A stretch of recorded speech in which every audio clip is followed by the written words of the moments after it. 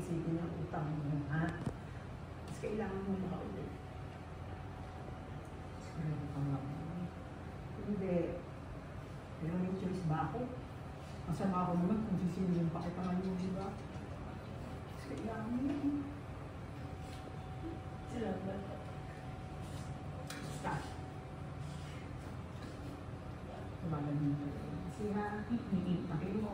Tapos pag nagkaroon ng problema, tawagan mo kami. Ha? Tapos, pagka-uwi ko, hindi kita sisigilin ang utang mo.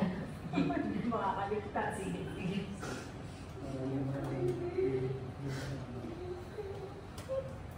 Thank you so much.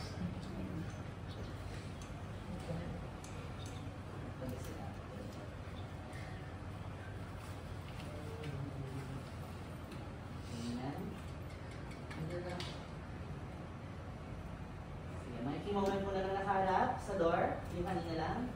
Yan. Moment. Okay, tawin to look. And look.